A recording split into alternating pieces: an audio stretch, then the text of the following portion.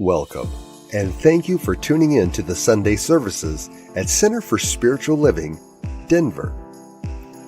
We are a loving and prospering community in the heart of Denver and online. We now conduct hybrid services at the historic Grant Avenue Community Center and Sacred Place, located at 216 South Grant Street, Denver, Colorado.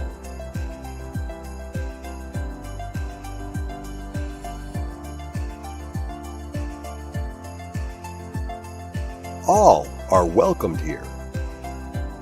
A place, space, and face of love. We are a spiritual community practicing universal principles that enrich our lives. We are grateful that you have blessed us with your presence. While online, we'd love to know you're watching with us. Feel free to leave a comment and let everyone appreciate you. With everything going on, life can feel overwhelming. CSL Denver wants you to know we are here for you. Please know that our practitioners are available for personal prayer work. Our licensed spiritual practitioners' names and phone numbers are available on our website at csldenver.org. Or if you have a prayer request, feel free to email it to info@csldenver.org. For your convenience, you'll find clickable links in the description of this broadcast. Rev Elzia, along with all our guest speakers, practitioners, service coordinators, and musical inspirations, want you to know how truly grateful we are that you are with us today. Thank you for your continued support and participation in our services, workshops, and events, as well as providing financial contributions to our center. If you're interested in upcoming events and information, we send out weekly newsletters. Sign up by visiting www.csldenver.org. We deliver services in a hybrid format where we meet in person at 216 South Grant Street. We will also continue to live stream all services on Facebook and YouTube every Sunday. Find us on our respective channels as well as on New Thought Media Network. Again, thank you for your precious attention. Now prepare for engaging enlightenment.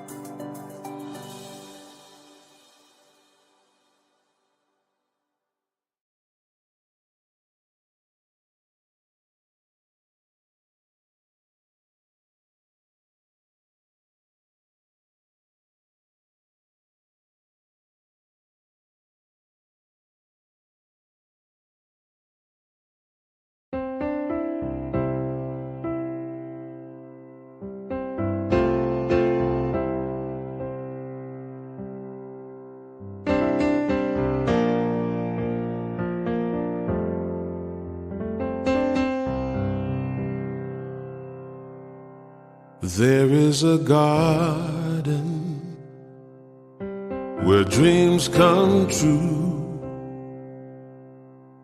a beautiful garden where God's grace blooms. There is a garden where everything grows, a beautiful garden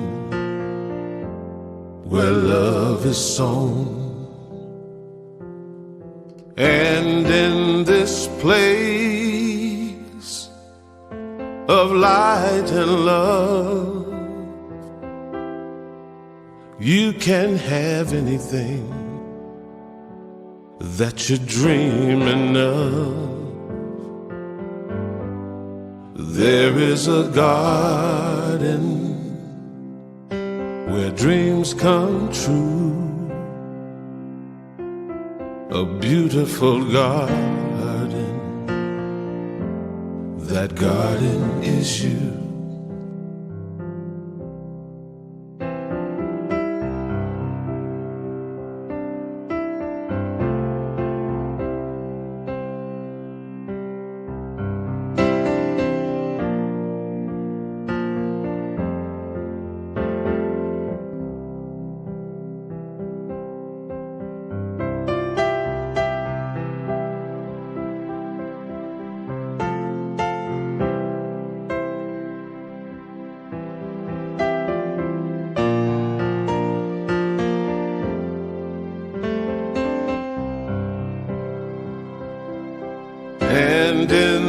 this place of light and love.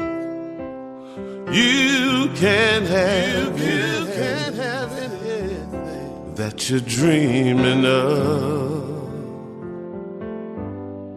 There is a garden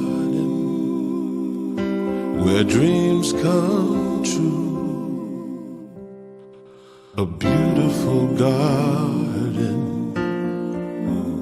That garden is you. Such a beautiful garden. That garden is you.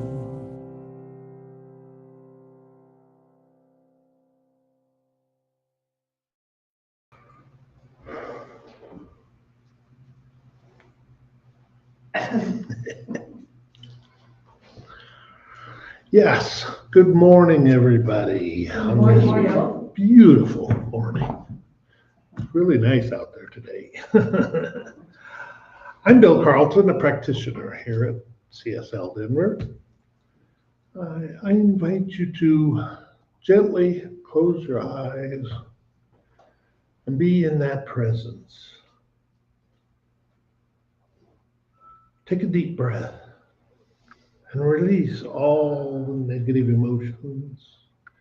Just be here in this beautiful world. We feel that oneness of God surrounding all of us, leading us to embrace the imperfections in our lives.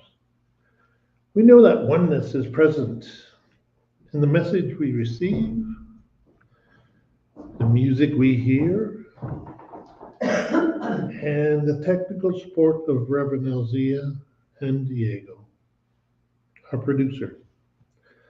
I know each and every one participating and attending this service is blessed. I'm grateful and give thanks for all that has brought us here at this moment as we release these words to the universe, knowing that they return to us tenfold, and so it is. Enriching our soul of possibilities. When we believe in our own worthiness and abundance that surrounds us, we attract more positive experiences and opportunities into our lives. Change is constant all around us. The world can feel like a sea of constant changing tides. Eugene Holden says, he's a practitioner, be willing to let go of what no longer serves. I am destined for greatness. I let go of everything that does not serve my greatness, my greatest good. I let go into the magnificent life I was created to live. A quote from Michel Bladeau states that as long as you're living, you get another chance tomorrow. If need be, you can apologize. Through it all, you can learn lessons that support the bravery needed for effective communications. And from the Science of Mind, Guide for Spiritual Living, written by Jeffron Seeley, yet it is those very experiences that make you so incredible. Those experiences act as the fertilizer that helps us grow into our potential. As we know, the best fertilizer is the waste most people don't want. This challenges and waste often can, in truth, become powerful nutrients for growth.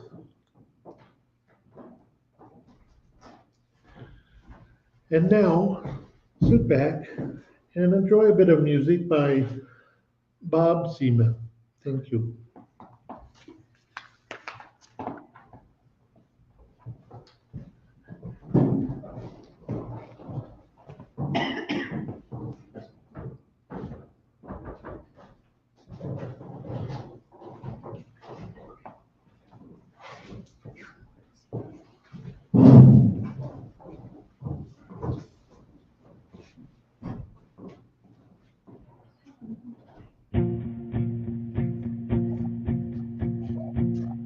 Under your feet is the greenest grass, strongest roots watered from your past, hallowed ground where you were lost, you were found. With every step and every turn, a worn down path from the lessons you learned, soles of your feet, earth so sweet. Behind you now, put your hands up in the dirt, turning it over and over and over again. And they say don't look back, it's not where you're going, the road in front, that's where you're growing. But sometimes in your mind, you wanna go there. You could look back, but just don't stand. Own your truth and claim your worth and bless your past. It could have been worse, but don't give it more than a glance, 'cause you are so much more. You are more than the dreams that never came true, more than the doors that closed on you, more than the hearts that tried to break yours too. Put your hands are in the dirt, turning it over and over and over again. And if they don't look back, it's not where you're going, the road in front, that's where you're growing. But sometimes in your mind, you wanna go there.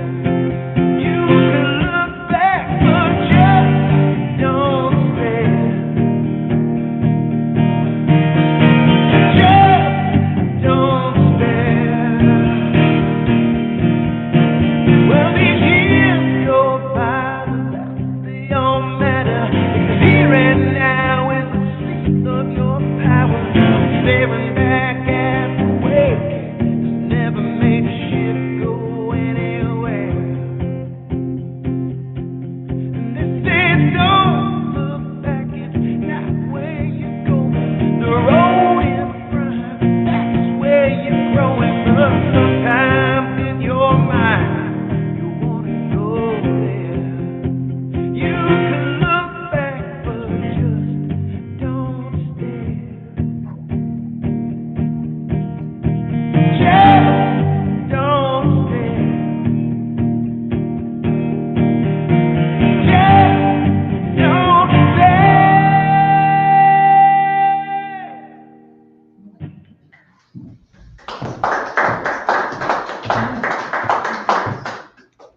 Good morning, good morning, good morning. I trust everyone is doing well, and I just want to take a moment for the audience that's online. Someone said that they couldn't hear, and I want to make sure you hear, because the Lord is moving this morning. And so if you could just give a sign in the chat on the Facebook or YouTube. I just want to honor that and everybody that's there for their time and everything. So again, good morning. I am overjoyed to be here this morning. I've been away for, I don't know, 3 weeks or so, here and about, doing all kinds of things, taking care of life, as they say. But the first thing I want you to know, first and foremost, that this is a space, a place, and a face of love. A spiritual community using ancient principles and teaching universal wisdom to empower our lives and the lives of others. Now, today we start a new journey, a new vibration, a new frequency. As you look around outside, no matter where you are, if it's a storm or if it's a sunshine, we feel the energy of spring, the energy of renewal, the energy of allowing life to be exactly what it is: expansive, renewing, uplifting. And when we can tap into that, life is grand. And so before we start, if we could just all take one moment to invoke the spirit of the divine. Beloved Spirit, source of all creation, we gather in this sacred place of unity and purpose. Let us now take a moment to breathe deeply, to quiet the mind, and to open the heart as we turn inward.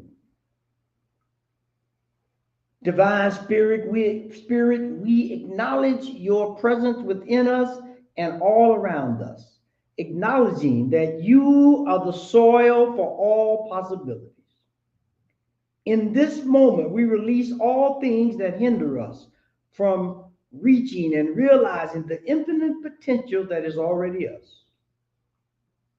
We affirm that our consciousness is fertile ground, ready to enrich with faith, wisdom, and inspiration. Knowing that all things are possible and every dream is attainable, we ask you for your courage to change, for your courage to be renewed, to follow the inner light that aligns us with the flow of life. In gratitude, we listen, we trust, and we obey the very word of the divine mind of God. And so it is. Amen. And so today we start a new theme for the month: cultivating your future. Cultivating your future. And today we're going to look at the very foundation of any cultivation in that soil. So we're going to find out how to enrich the soils of possibility. Enrich the soils of possibility. Now, I want to start with a story. There was this ancient story where a traveler, much like us, was taking a road and came across an ancient garden filled with all delights, flowers and fruits and all manner of things. And when he passed the garden, he saw an old gardener. And he looked at the garden and said, I want my garden to be just like that. So he goes over, he talks to the old gardener and asks him, how do I get my garden to look like your garden? What do I need to do? And the old gardener sat there for a while, and as old ancient masters do, they just sit there and look at you, look at them. Trying to ask to themselves, why did they ask that question? Have they not been paying attention? And so after a while, he raised his head and he said, life is like a garden, and garden is like a life. So if you want to cultivate a garden that's filled with all the lights, bees and birds and flowers and fruits and vegetables, you must first plant seeds of truth. Once you've planted seeds of truth, then you must water it with wisdom and patience. And in due time, the sun will come out and it will radiate inspiration, life itself, to begin to unfold. So as we begin to look at what it takes to grow this kind of life, this kind of garden, if you will, Ernest Holmes was masterful in his seed soil plant description of life, description of unfolding, description of becoming, because it is in that idea we begin to learn. Now, I don't know how many of you come from farms or like gardening or any of that kind of stuff, but now's the time. If you don't do it now, now's the time, right? As they say in the South, the sap is rising. The sap is rising. So right now is when it's at its sweetest. And so when we cultivate land, when we cultivate the ideas of possibility, the first thing that we have to do, the first thing that we must give over to is examination. We have to examine the soil to make sure it's good soil.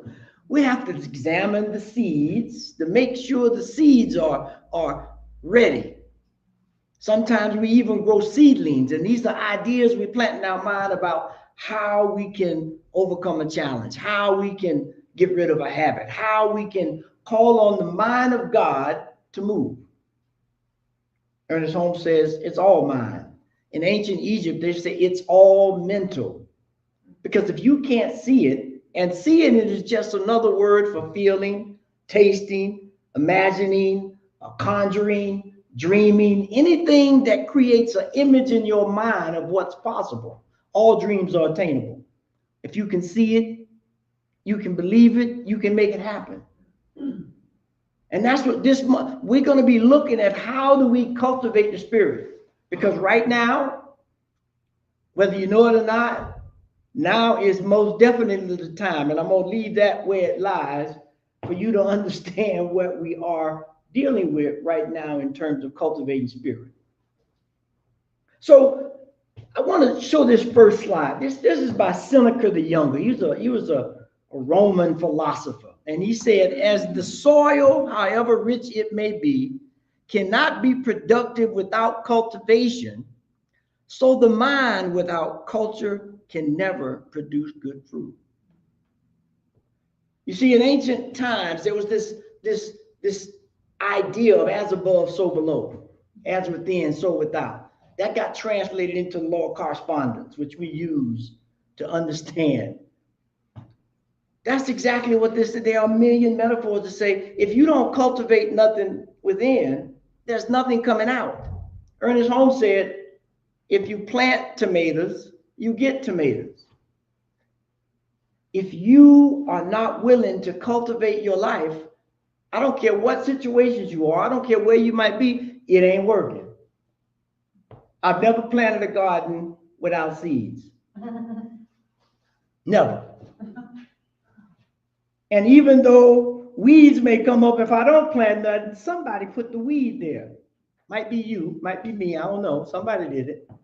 Somebody put ideas in our minds to keep our seeds from germinating, from taking root.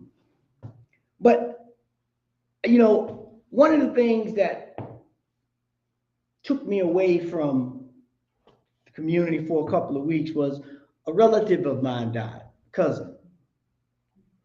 And he was an agronomist. Now, I don't know if some of y'all that country folk like me, agronomist is just a soil scientist, the county agent, right? If you ever used to watch some of them old shows, they had the county agent will come by. That's the person who understands the soil, who understands the makeup of life, who understands what's in and what's out. And you can tell them what you want to grow, and they'll sample the soil, and they'll tell you, well, you can't grow that here unless you do this, right? You have to augment that soil as an agronomist. And so I went to see the homegoing of my cousin, who I called my uncle, because without him, I would not be physically. My mother was in Ohio working in a factory, and he was getting ready to go to college, and he had just got out of service. He called my mom and said, "Cuz, I'm getting ready to go to college. Why don't you come go with me?" She listened. She came, met my father, and a bunch of years later, here I am. A magical a miracle of growth, right? But the thing I want to really point out is, and I knew this, but I had forgotten it until I went to the homegoing service. He was a master of the soil. He worked at a research position at University in Virginia, and he was the first Black soil scientist below the Mason-Dixon line. Now, if you know anything about history, if you don't, go look up what Mason-Dixon line is and see what that gets you. He was also the first Black to work in soil science in the Shenandoah Valley of Virginia. And that's just a short list of his accomplishments of understanding the soil, understanding your consciousness, understanding your environment, understanding what it is you're trying to grow so that you can be successful. As we said in the invocation, there are no dreams that are not attainable. Somebody said, if you can see it, you can believe it, it can happen. If you believe it, you can see it, not the other way around. I don't need to see it to make it happen. When you plant the seed, you trust somebody who gave you the seed, that it's an apple seed or a tomato seed or a peach seed. Well, peach seed might be a little different, I guess, right? That's pretty substantial. But we have to begin to understand that we are agronomists. Now, that's homework for everybody, to go look up what agronomy is and look up what an agronomist does and figure out what you need to do with that with your life. Springtime. Life is about to burst forth. If you haven't seen it burst forth yet, just give it a couple of days. It's going to burst forth and you're going to be in awe. So when we begin to understand what it is to cultivate your future, to cultivate your life, to tap into the mind of God, this is what you got to do. We'll get there. We'll get there. We'll get there. So, there's this idea when you deal with soil, there's a couple of things you have to do. You got to, first, when you plant a garden, you got to clear the area. You got to clear the area because during the winter, who knows what might have happened. Some, mold may have been digging in the ground, sand got blown away. You got to look at and clean that area and get it ready for growth. That's your mind. That's your consciousness. That's your behavior. That's the way you really want to present yourself in the life of God, your persona.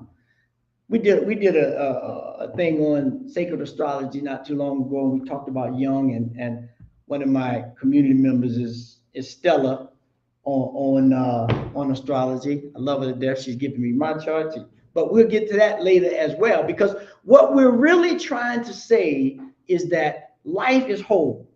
When we look at ancient wisdom, we look at the cultivating of the Nile, the culture of the Euphrates Valley. All of that took place by understanding the alignment of the universe, the stars, cultivation. So they had to clear the land. They had to clear their mind and figure out what was going on. And when they did that, here's the hard part. You got to loosen up that soil because it's compacted now. That's, you got to till the soil. You got to shovel it up. You got to dig it up. We got to get rid of all the old stuff that's compacted in our minds, that compacted in our lives, so that we can begin to grow. Like here in Colorado, we have this thing called bentonite.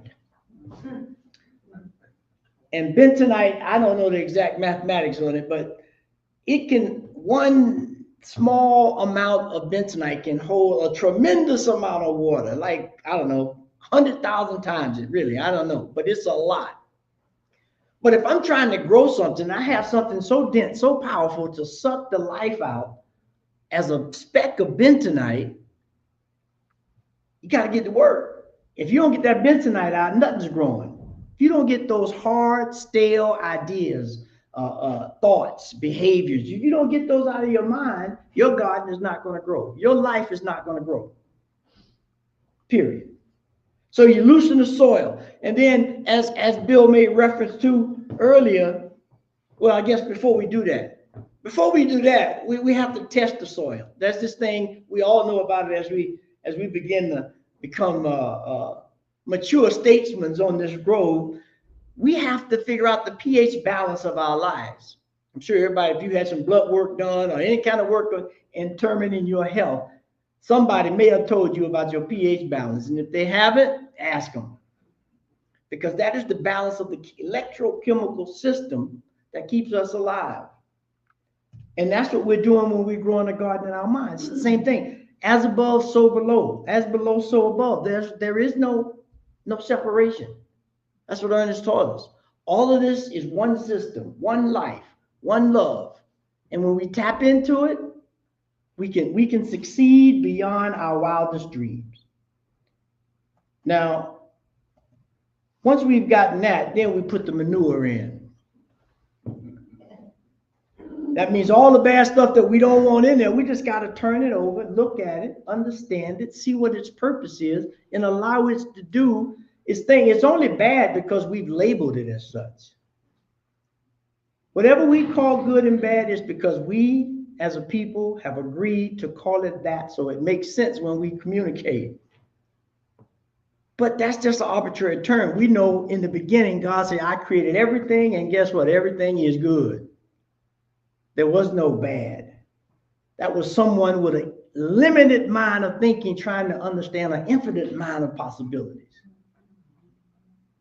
And when we can do this magic, we're good. Now you fertilize the soil, you even it out. And then once you put your plants down, we know about it real good in Colorado and in any cold place, you have to put some mulch around your plants to protect it. Something that's going to let you focus on that.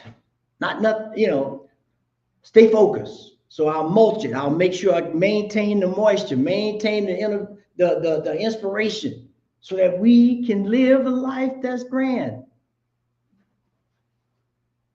Now, there's this famous person called Anonymous. I know y'all have heard me talk about him before.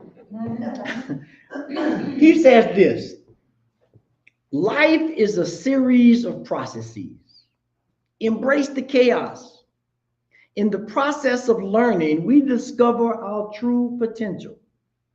Success is a result of progressive small steps, process overcome, focus on the present moment, embrace the process, for it is what shapes us. People walking around trying to get out of life, they just want to go sit on the beach. Sitting on the beach is good. I love the beach. I'm from Florida. But that ain't life. That should not be your lasting, attainable goal, is to go sit on the beach. We have to begin to say life is for living, of service, of joy, of love, to cultivate that. We got and we got plenty of manure going around right now to furnish an orchard that is equal to anything in the ancient world. So when are we gonna get when we gonna get to work? When we gonna stop waiting for somebody else to do what we can do for ourselves?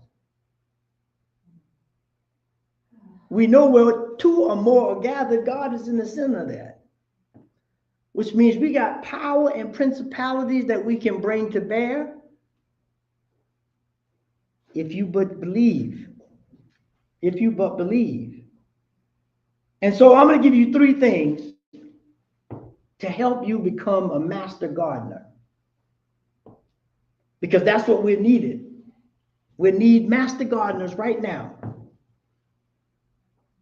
There's so much I could say. There's so much I want to say. I just ain't got enough time to tell you about where we are in this space and time in the universe right now. Because we are being called to a higher, You know, I was thinking when I was getting ready to put this together, and I thought about a couple of things. I thought about Star Trek. One thing, Captain Kirk, Master Gardener, that's just a metaphor for that. Whenever he got ready, he came up with an image in his mind, what they were going to explore, what they were going to learn. And once that was set, and the word was engage. Engage. Get the engine right, the light right, the photo, whatever needs to get right, get it right, and engage, because that's what life is about, engaging. Not just resting is just one aspect of a whole spectrum. That ain't the goal. We got to do it. So the first thing we have to do to create that, we have to take a soil sample. Good agronomist takes a soil sample. They look to see, do I have the right pH balance to grow sugar cane or watermelons or green beans or whatever it is? They need to know, because either if it's not made for that, then guess what?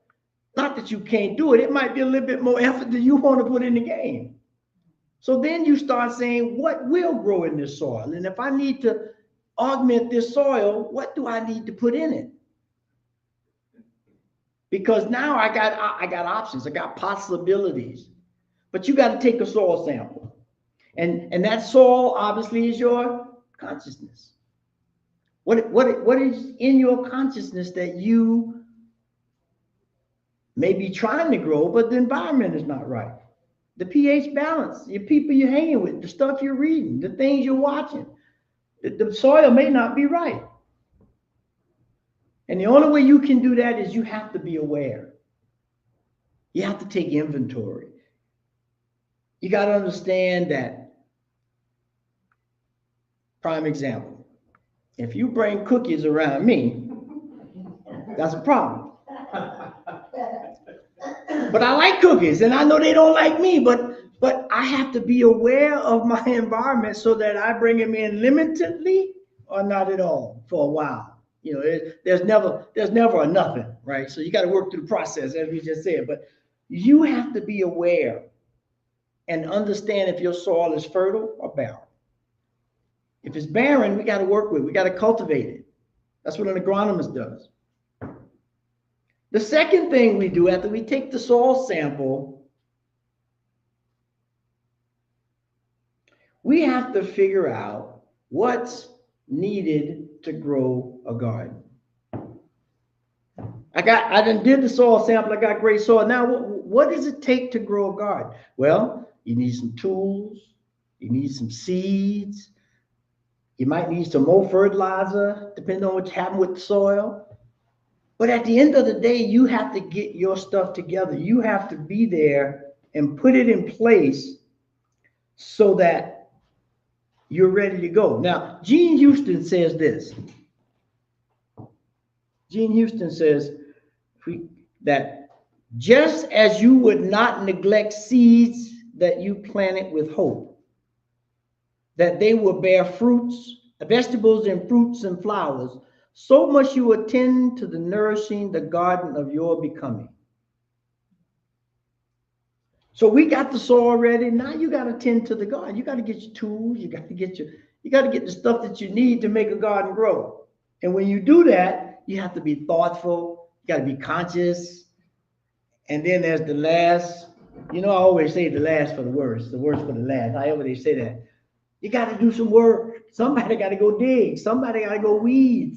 Somebody got to go water. That's how that happens. That's how you come up with a garden. You see now, you'll see them all over the place. You'll see these magazines with gardens, with the plot all laid out. What seeds I'm gonna put in what place, because they've already paid attention to the sun. They know where to get the most sun on this side and that side if you don't have direct sunlight, right? If you're not constantly involved in conscious things, and we're being bombarded by all the craziness that's going on. I got to make sure I got my garden laid out, because that way I can go and close some stuff down. That's what it means. What does it take to get your garden? Ernest Holmes says this. We are bound by nothing except belief. All that spirit is and has and does is accessible to everyone. Belief in limitation is the only thing that limits us. When I'm planting my garden, I know I'm planting with great confidence that my seed's gonna grow. I need to know what it takes to grow a good garden. How to enrich the soil, how to add things to it, how to pay attention. And now there's a thing, and this is a good one. People have gardens, and to make sure that they grow, they go buy ladybugs, and they go buy bees, and they go buy butterflies, and just put them in the air. These images, these insects, these signs of cultivation, creativity, lightness, spiritualness, working. Another homework assignment. I'm so full today. Go home and do a study on all 301 on what ladybugs, bumblebees, and butterflies do to keep this planet alive. To keep you and me eating and breathing. Then you'll begin to say, ooh, I need to get me some butterflies or something. Because life is prime. Life is prime. Now, once we understand what it needs to grow, we've cultivated the soil, now the real work happens. You have to become a master gardener. You got to go to work. There is no substitute for hard work.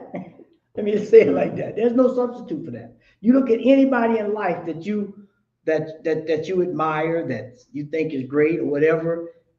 You know, they may be, if they're entertaining, they may be flashy or whatever. But at the end of the day, if you talk to all of them, they'll tell you, I had to work my butt off. I had to work my butt off, because without it, there's nothing that's going to separate me from someone that just not taking it seriously. That's what the master teacher, Jesus, taught us. These things I can do, you can do it too. But you got to practice. You got to believe. You got to want to be engaged in a life of oneness, of wholeness, of togetherness. Dare I say the word diverse? Because that's life. That's what life. Every plant in the garden creates life that grows together. So we have to start to become master gardeners. We have to start with intention, visualization, practice, and trust. Trust in an unseen force, an unseen law. We say we're spirituality advocates. There are no visible spiritual laws. They're all unseen, but we see them by the practice of them, by applying them in our lives, by moving in a way that there is no doubt there is a law called gravity. Nobody's climbing on buildings saying gravity doesn't exist, I'm jumping off, because no. That's an invisible law that is always in effect, whether you know it or not. So we better become masters so we can know it, so we can know how to use it, so we can know when, you know. I got all my favorites today. One of my favorite songs is that song. I'm gonna just sing a verse. I bet you know it. You got to know when to hold them, and you got to know when to fold them. You got to know when to walk away. You got to know when to run. There'll be no counting of your money while you're sitting at the table. There'll be time enough for counting when the deal is done. When we've checked out of here, deal is done. You ain't getting no more cards. We have to be real about this. You want to look back, and you want others to look back at your life and say, like in the beginning, that ancient gardener sitting in that ancient garden that's created a masterful life, and people are looking at it trying to determine, how do I grow a garden just like that? Einstein said this: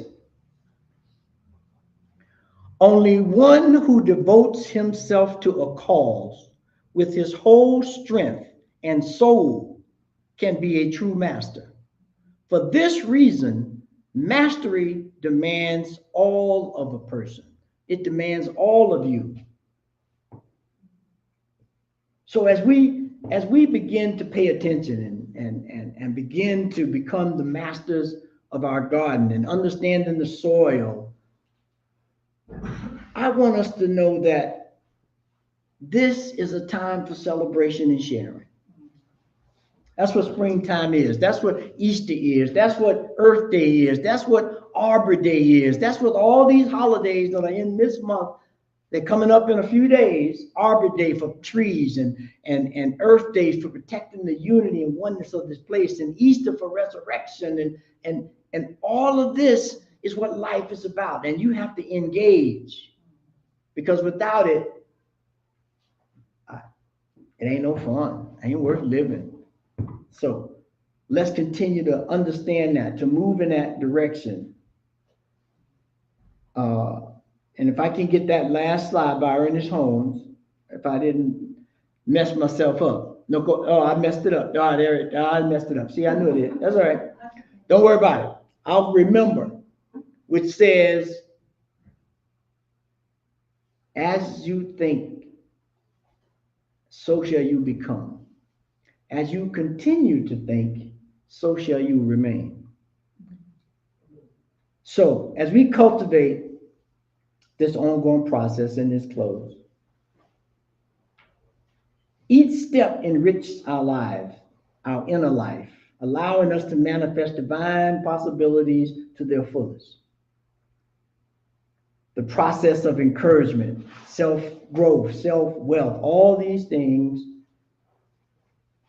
are inside of our hearts, minds, and souls. And as we cultivate and allow God to be God, this too and so much more will we receive, and so it is. So it is, amen. And so, as always, call to actions. I messed up Diego, he brought him because I was messed up. But anyway, we're going to straighten it out. We got time right now to plan our garden. So the first thing is start a garden or a flower bed and journal about what you learned in that process. Get close to the earth, get close to the spirit. This is what it's a mirror. The second thing is identify any weeds in your consciousness, negative self-talk, limited beliefs, old grudges, and begin to release them to plant your new garden. And the affirmation to just anchor all this in to keep us on the path. I am one with the infinite possibilities of spirit. My soil is rich, my roots are deep, and my growth is inevitable. And so it is. And so it is now that time for conscious and sacred giving. This spring, our intention is to grow this community, and we can't do it without you. So your time, treasure, talents, everything, money is needed to keep this idea alive as we step into spring to grow. So there are many different ways you can give. You can pass in the bucket. You can send a pay check or money out to the P.O. box. Text to give. It's all running across the bottom of the screen. But please give so we can be a difference in the world that needs beautiful gardens. So if you place your hand over your heart and repeat our affirmation, this perfect gift is spirit in form, circulating and blessing all that it touches. Freely I give and joyously I receive, and so it is, amen. And so it is, amen. And Alice is going to come and give us some announcements. And yes, we have a lot of announcements today. Sorry. It's spring. We're flowing over. So we still have some issues of the March-April Science Mind magazine. They're available for $7. And then we will have the new ones out in the next couple of weeks. And after service today, we have our meditation and coffee social. So grab some drinks and something to eat, and we'll circle up and just do a little short meditation and then just have a discussion. And then let's see, mark your calendars for Sunday, April 27th, our monthly community cafe. to celebrate Earth Day, Teresa Cardenas and Barbara Shalau. From Earth Matters Now, we'll share tips on how to heal Earth one action at a time. We'll discuss the 6 R's: refuse, reduce, refuse, reduce, reuse, repair, recycle, and rot. Yes.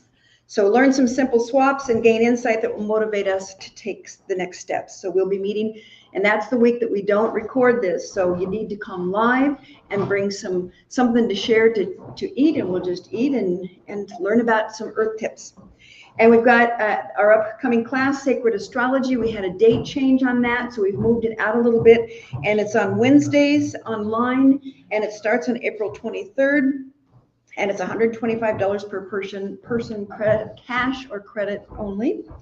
And we are going to have a Friends and Family Day on Sunday, May 4th at 10 a.m. So our normal service, but it's May the 4th be with you, and may you bring your friends and family. And as Giselle wrote up from the Cheers song, sometimes you want to go where everybody knows your name and they're always glad you came. I'm not going to sing this. You want to be where you can see troubles are all the same. You want to be where everybody knows your name. And so isn't that one of the great things about Sundays at CSL Denver? Everybody knows your name, and we love to share and be with you. We're also starting a curiosity corner. So we're going to have a setup. People are going to bring, a lot of us have like oracle cards and books and CDs and DVDs that we want to make available, so for a low price to help support CSL Denver. So please come for that, and we will have, let's see, I guess that's kind of it. So bring a friend. And if you would like to hear some good news of the world to affirm the good in the world, we have a link on our Facebook page called And Now the Good News. This program is put together by New Thought Media Network and airs on Fridays at 5 p.m. Mountain Time. Or you can watch these anytime. So you can go to our CSL, the Center for Spiritual Living Denver Facebook page and click on any of the links. And there's just some wonderful, heartwarming stories that there is good news. So we know it. We're going to affirm it and know that. And let's see, New Thought Media Network has over 40 hours, well over 40 hours of different things. Morning and evening prayers. Reverend Elzia and Dr. Robert Brzezinski have a program at 2 o'clock on Tuesdays, and they also have a program at 7 o'clock on Friday mornings. Let's see, ministers talking sugar. Yeah, ministers talking sugar. So there's a lot of Spanish programs and all of that. So there's lots there. We are so truly blessed by everyone who has chosen to support CSL Denver by showing up on Sundays or watching our services online. We know that as we move through the rest of this year, the Divine Beloved is guiding and loving each and every one of us. Thank you for joining us. And now let's close out with Karen Drucker singing I Am So Grateful. Hey, I'm so